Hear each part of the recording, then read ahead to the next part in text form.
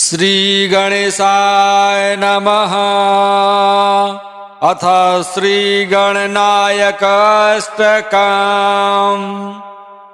एकदन्तं महाकायं तप्तकाञ्चन सन्निभं लम्बोदरं विशालाक्षं वन्देऽहं गणनायकम्।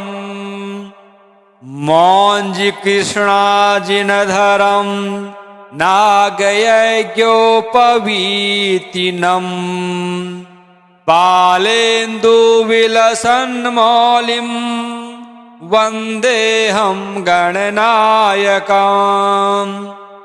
अम्बिकाहृदयानन्दं मातृभिः परिपालितम् भक्तप्रियं मदोन्मत्तं वन्देऽहं गणनायकम्।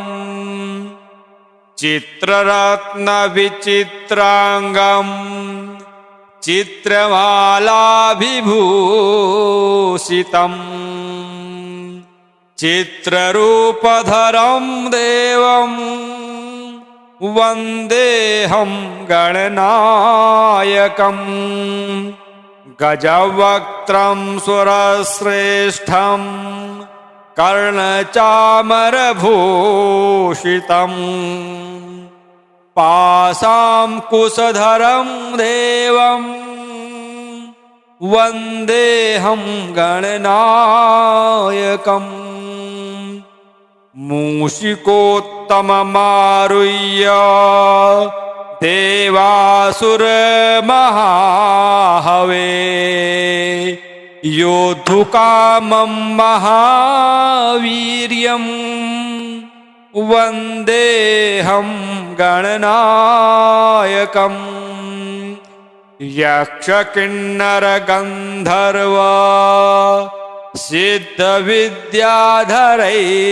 सदा स्तूयमानं महात्मानं वन्देऽहं गणनायकम्। सर्वविघ्नकरं देवं सर्वविघ्नविवर्जितम् सर्वसिद्धिप्रदातारं वन्देऽहं गणनायकम्। गणाष्टकमिदं पुण्यं भक्तितो यः पठेन्नरः विमुक्तः सर्वपापेभ्यो रुद्रलोकं स गच्छति। एकदन्तं महाकायं तप्तकाञ्चन सन्निभं लम्बोदरं विशालाक्षं वन्देऽहं गणनायकम्। मौञ्जीकृष्णाजिनधरं नागयज्ञोपवीतिनम् बालेन्दुविलसन्मौलिं वन्देऽहं गणनायकम्।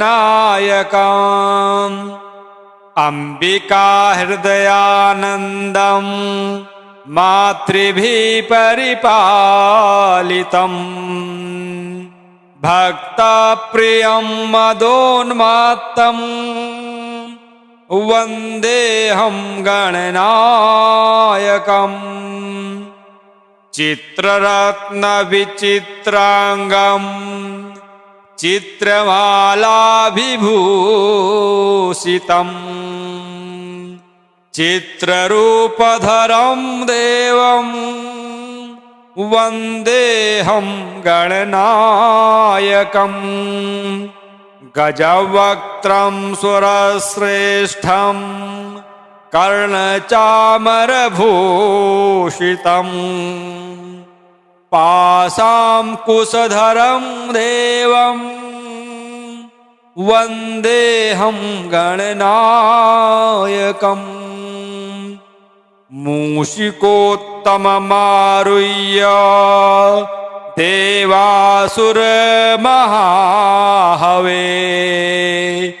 योद्धुकामं महावीर्यम् वन्देऽहं गणनायकम् यक्षकिन्नरगन्धर्व सिद्धविद्याधरैः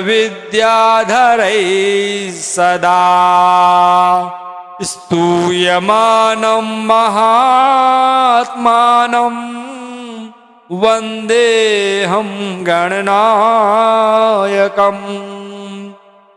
सर्वविघ्नकरं देवं सर्वविघ्नविवर्जितं सर्वसिद्धिप्रदातारं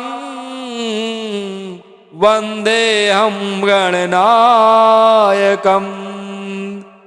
गणाष्टकमिदं पुण्यं भक्तितो यः पठेन्नरः विमुक्तः सर्वपापेभ्यो रुद्रलोकं स गच्छति। एकदन्तं महाकायं तप्तकाञ्चनसन्निभं लम्बोदरं विशालाक्षं वन्देऽहं गणनायकम् मौञ्जीकृष्णाजिनधरं नागयज्ञोपवीतिनं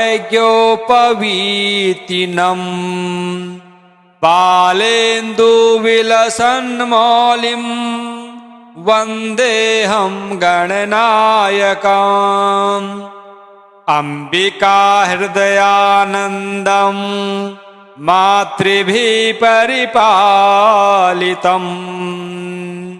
भक्तप्रियं मदोन्मत्तं वन्देऽहं गणनायकम् चित्ररत्नविचित्राङ्गं चित्रमालाभिभूषितं चित्ररूपधरं देवं वन्देऽहं गणनायकम् गजवक्त्रं सुरश्रेष्ठं कर्णचामरभूषितं पाशाङ्कुशधरं देवं वन्देऽहं गणनायकम्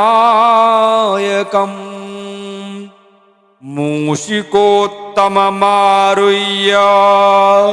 देवासुरमहाहवे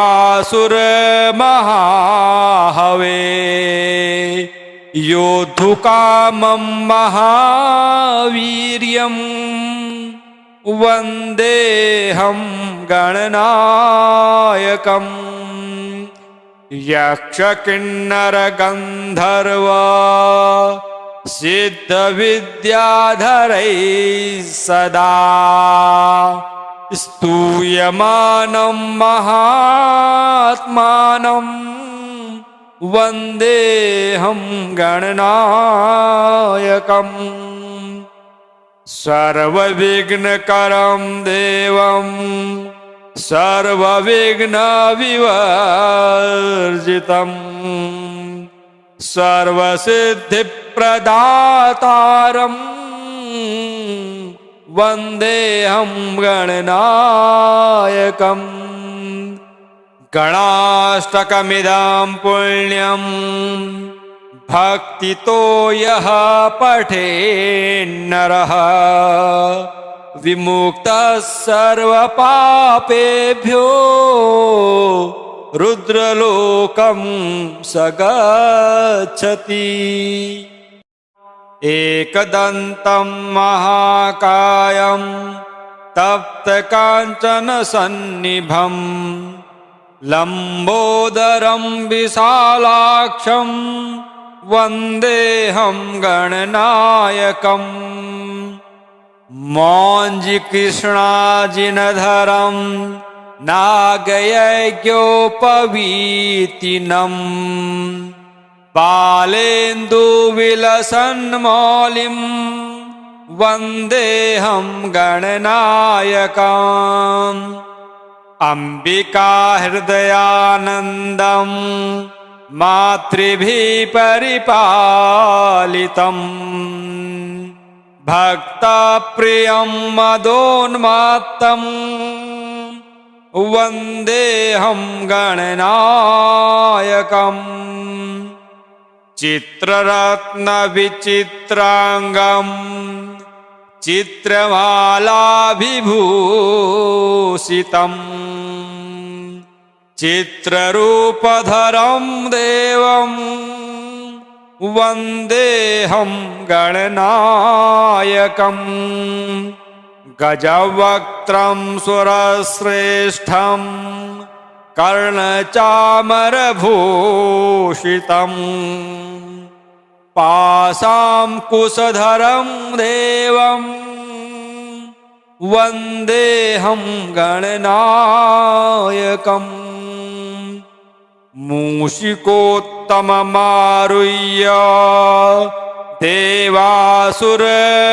देवासुरमहाहवे योद्धुकामं महावीर्यं वन्देऽहं गणनायकम् यक्षकिन्नरगन्धर्व सिद्धविद्याधरैः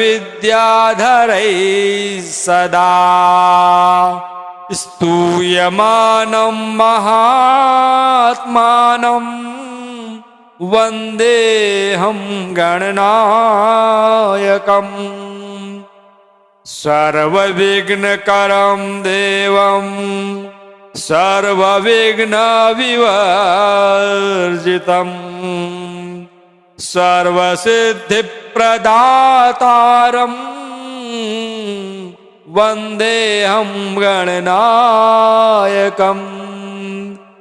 गणाष्टकमिदं पुण्यं भक्तितो यः पठेन्नरः विमुक्तः सर्वपापेभ्यो रुद्रलोकं स गच्छति एकदन्तं महाकायं तप्तकाञ्चनसन्निभं लम्बोदरं विशालाक्षं वन्देऽहं गणनायकम् मौञ्जीकृष्णाजिनधरं नागयज्ञोपवीतिनम् बालेन्दुविलसन्मौलिं वन्देऽहं गणनायकम् अम्बिका हृदयानन्दं मातृभिः परिपालितम् भक्तप्रियं मदोन्मत्तम् वन्देऽहं गणनायकम् चित्ररत्नविचित्राङ्गम् चित्रमालाभिभूषितम् चित्ररूपधरं देवं वन्देऽहं गणनायकम् गजवक्त्रं सुरश्रेष्ठं कर्णचामरभूषितम् पाशाङ्कुशधरं देवं वन्देऽहं गणनायकम् मूषिकोत्तममारुह्य देवासुरमहाहवे योद्धुकामं महावीर्यं वन्देऽहं गणनायकम् यक्षकिन्नरगन्धर्व सिद्धविद्याधरैः सदा स्तूयमानं महात्मानं वन्देऽहं गणनायकम्